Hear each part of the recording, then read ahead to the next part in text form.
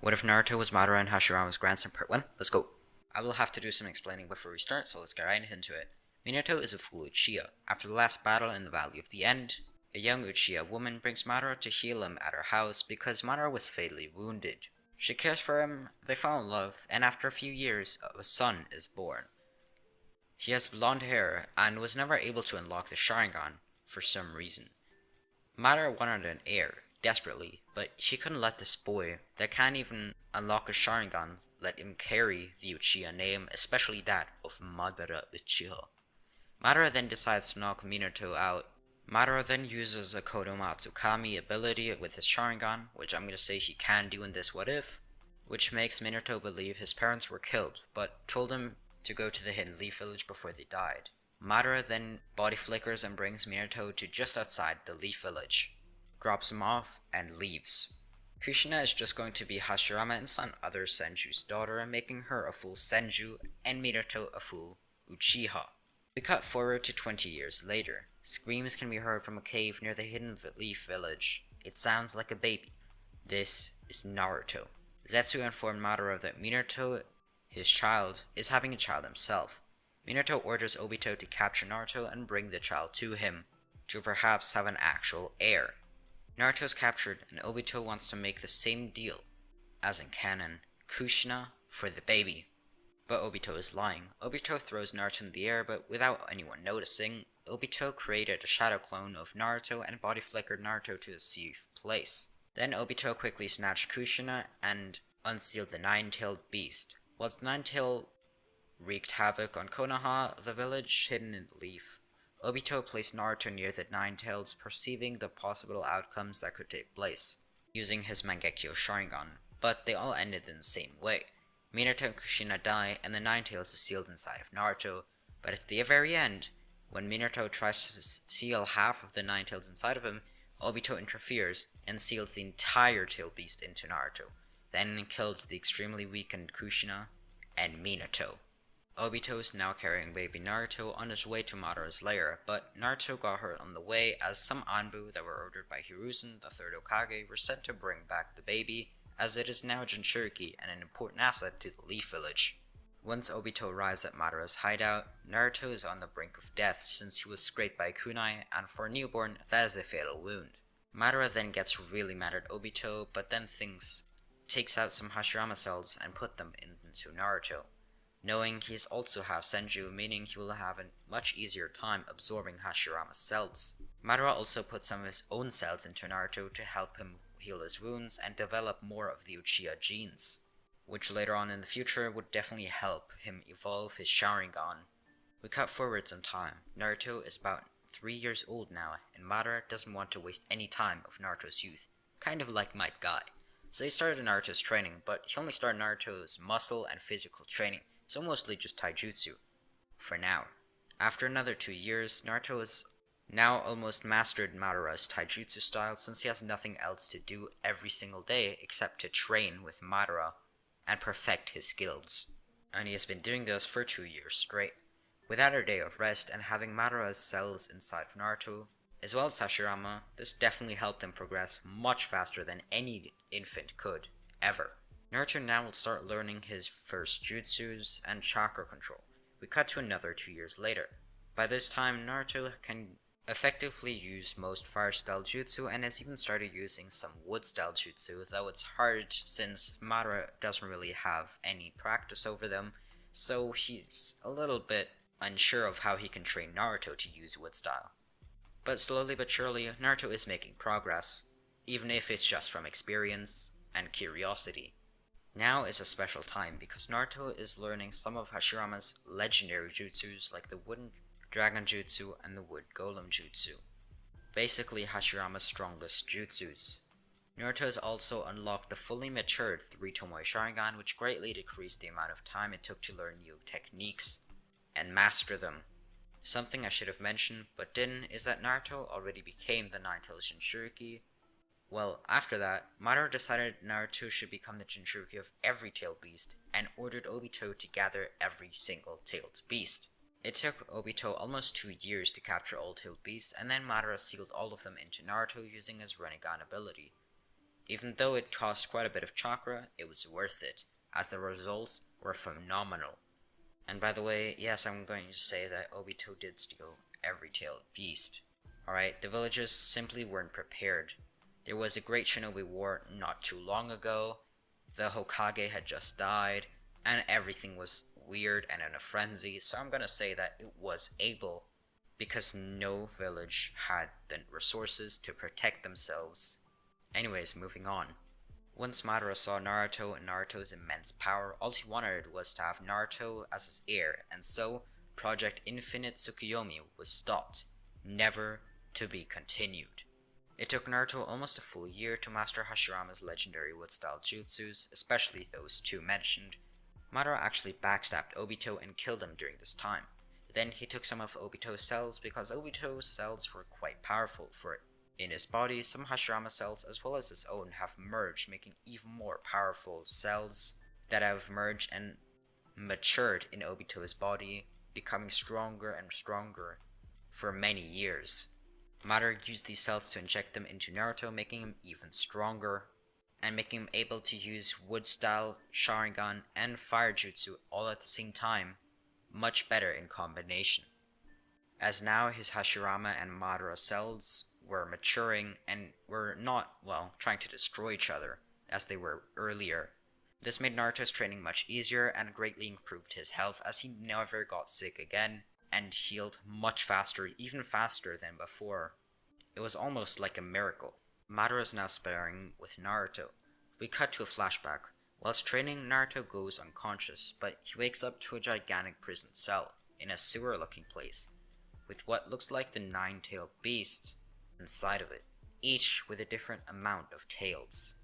"Ah, get out of here!" Shukaku yelled, the beast with only one tail. "Shut up, Shukaku. You should be nicer to him. He's only a little kid," Matatabi said. "She's right," Son Goku says. "Are you guys the Biju? The tailed beast?" Naruto asks. "That's right," Matatabi responds. "What are your guys' names?" Naruto asks. Now he has everyone's attention. They look at him surprised, as some of them haven't revealed their names to humans in decades or even centuries. No one ever bothered to ask.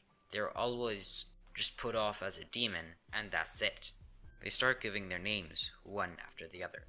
"Shukaku," says the first one. "Matatabi, Isubu, Son Goku, Kokuo, Saiken, Chomei, Gyuki." They all say, one after the other, in order of their tails. But the last creature doesn't reveal its name. All he says is, "You didn't deserve to know my name."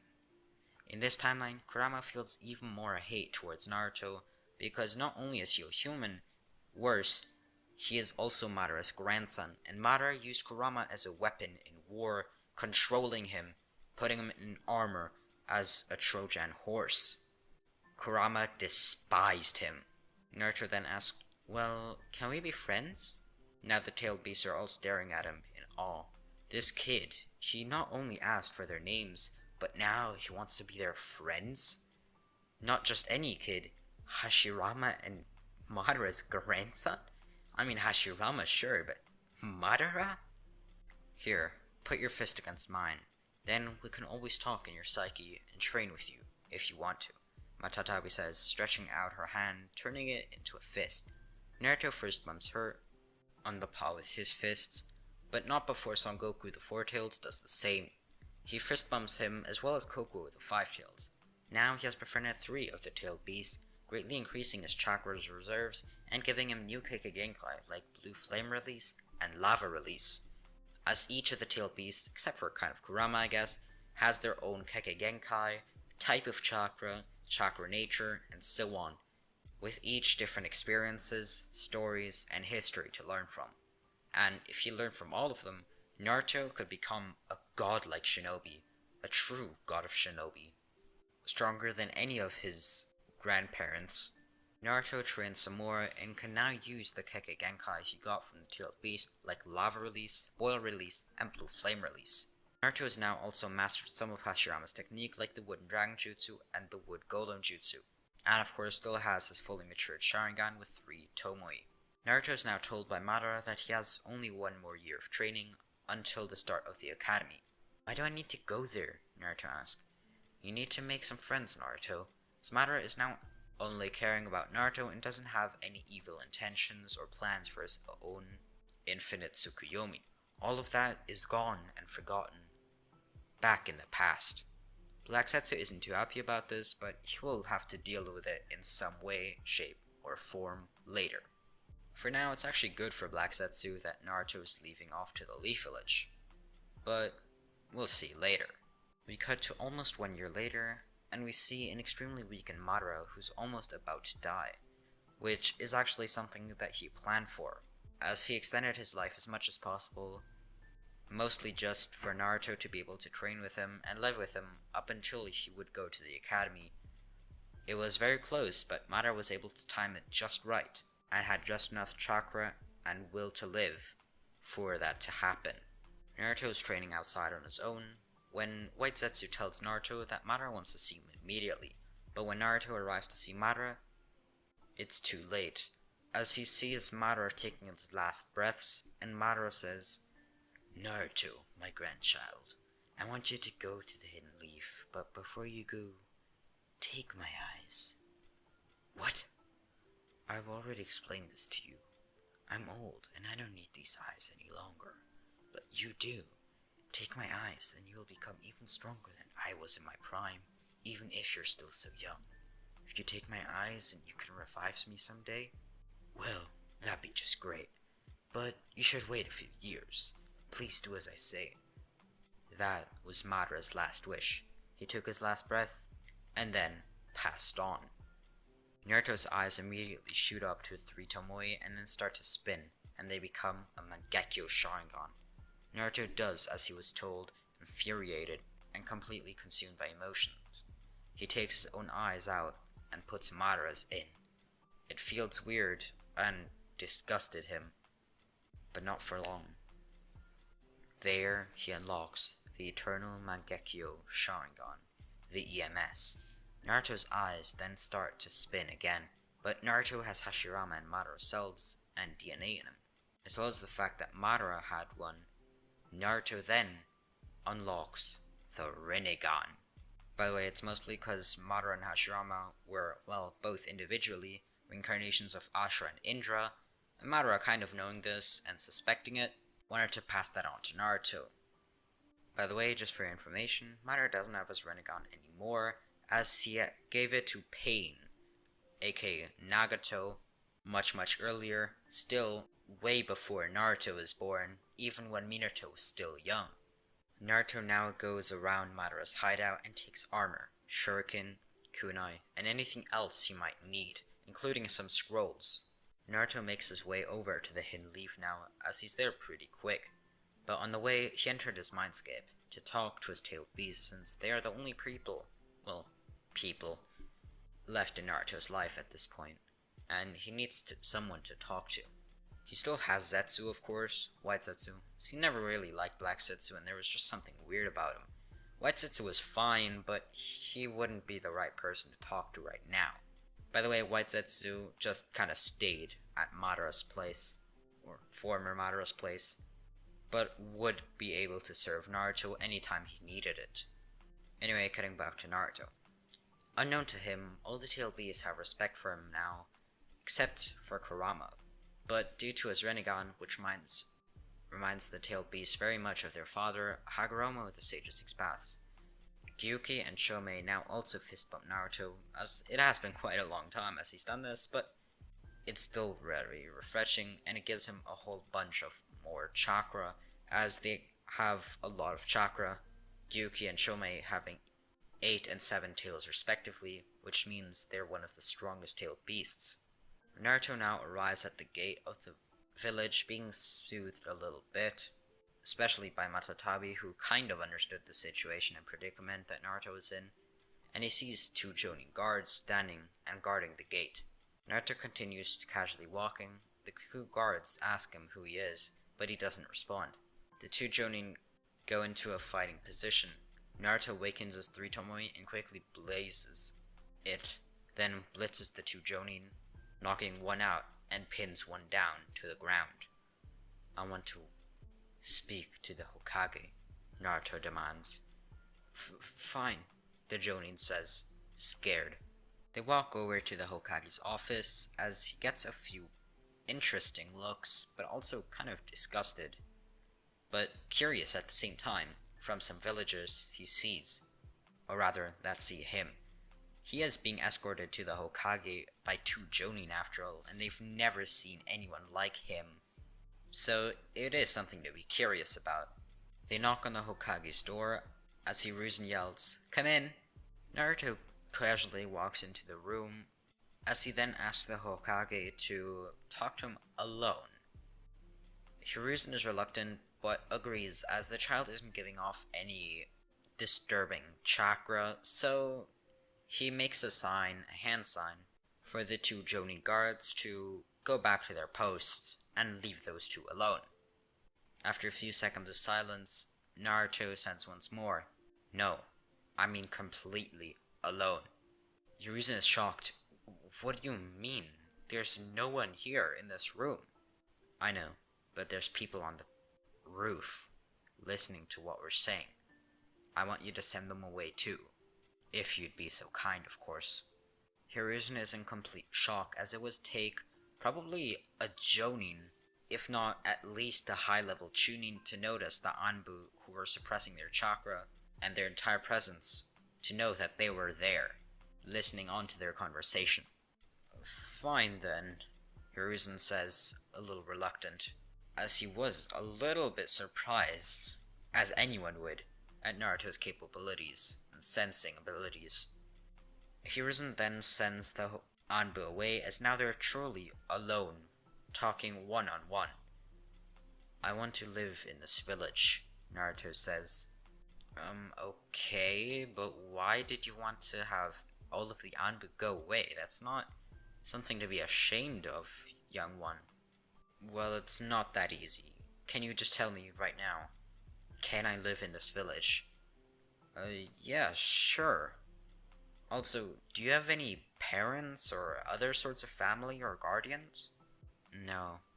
My grandpa was all I had, but he died this morning, making me completely and utterly alone." The tailed beasts inside Naruto chuckle and say, "Well, you're not truly alone." And Naruto does light up a little bit, but he can't say that, since, well, I mean, who would believe him anyway? And it would just make him a big target for literally anyone, so he's not gonna say that for now.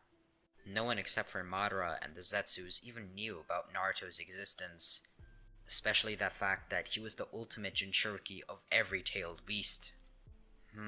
Okay then. Is it okay if you go to the orphanage, or were you expecting something else?